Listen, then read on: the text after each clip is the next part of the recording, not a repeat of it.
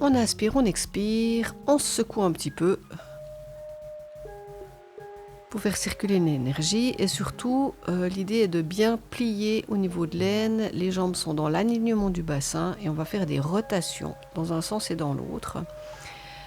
Au départ, quand les pieds sont parallèles, on peut imaginer vraiment qu'on est au niveau de l'intérieur de la jambe par rapport au petit trochanter pour amener vraiment l'étirement et l'échauffement au niveau des muscles intérieurs. Puis, les orteils se regardent, les jambes sont toujours bien fléchies pour amener vraiment le mouvement de rotation au niveau du bassin. On peut s'appuyer au niveau des os iliaques si on a envie de se donner un petit peu d'aide. On peut gratter, chauffer si on le souhaite. Les mouvements vont dans un sens et dans l'autre. Toujours les jambes bien pliées, ça c'est important. On va cette fois écarter les orteils, c'est les talons qui se regardent. On vérifie qu'on a bien plié au niveau de l'aine. Le haut du corps est un stabilisant. L'idée, c'est vraiment de tourner dans son bassin, autour de son bassin. Le mouvement va jusque dans la cheville. Essayez d'éviter de griffer les orteils au sol. Prenez du fun, c'est toujours agréable. Puis, on va être en grande largeur. Et cette fois, c'est au niveau de la tête du fémur à l'extérieur, le grand trochanter. On fait des grands, comme si on avait un hula hoop. On fait des cercles dans un sens et dans l'autre. Les jambes sont toujours bien pliées, même à l'arrière, pour préserver le bas du dos. Pas pincer la colonne.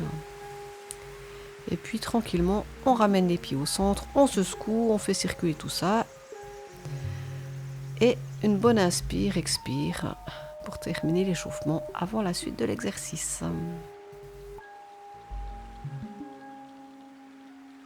Donc, vous êtes dans un yoga postural, ça veut dire une posture qui est prise dans laquelle on reste pendant entre quelques minutes à un quart d'heure, comme c'est confortable. Donc, c'est important de bien construire la posture. Donc là, on va placer une main sous l'ischion, qui est l'os en fait du bassin, et on va tourner avec l'os dans sa main pour poser une bonne assise au niveau du bassin.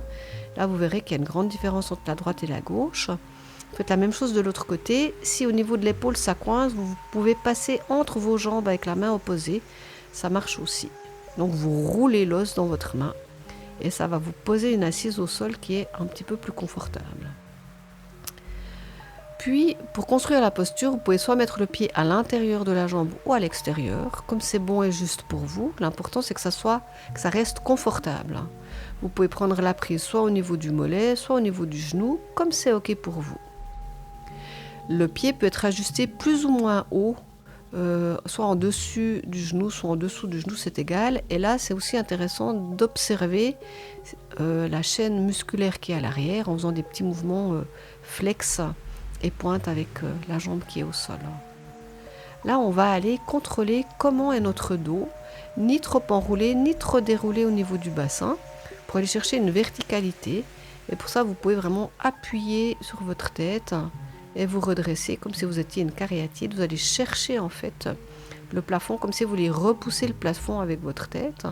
Une fois que vous avez senti cette verticalité, vous faites une rotation du haut du corps et vous amenez la main à l'arrière. Et là, de nouveau, ajustez la main, le niveau de rotation. Ce qui est important, c'est juste de sentir la rotation, d'aller toujours chercher le plafond. Et là, vous restez dans la posture le temps qui est bon pour vous, de quelques secondes à un quart d'heure, 20 minutes. Comme c'est chouette, juste en respirant, prenez vraiment le temps de bien sentir comment ça se passe au niveau de la respiration. Et puis, une fois que vous avez fini d'un côté, je vous propose de passer de l'autre côté. On va faire la même chose. Prenez le temps entre les deux côtés de sentir la différence. Juste de prendre un petit temps de pause, c'est toujours utile. Puis on reconstruit la posture. Donc de nouveau, le pied peut être soit à l'intérieur, soit à l'extérieur. Quelques mouvements de la jambe et du pied, pied flex, pied pointe, pour sentir ce qui se passe au niveau de la chaîne musculaire. Contrôler enroulement, déroulement du bassin, comme c'est bon pour vous. Venir bien chercher cette élongation vers le plafond. Vous pouvez vous aider en appuyant sur votre tête avec votre main. Et là, de nouveau, rotation du haut du corps. Laissez vraiment ce qui est bon et juste pour vous.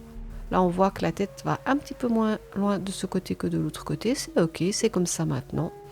Respectez votre corps, c'est important, et prenez le temps de respirer tranquillement dans la posture. Vous pouvez l'ajuster au fur et à mesure. Et puis, vous n'avez pas besoin de faire la même durée à droite et à gauche, on n'est pas symétrique. Donc, le mot d'ordre, c'est confort pour vous. Du moment qu'il y a une rotation qui se fait, l'exercice sera positif.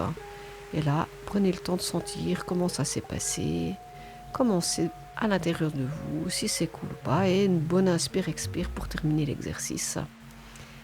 Et bon plaisir.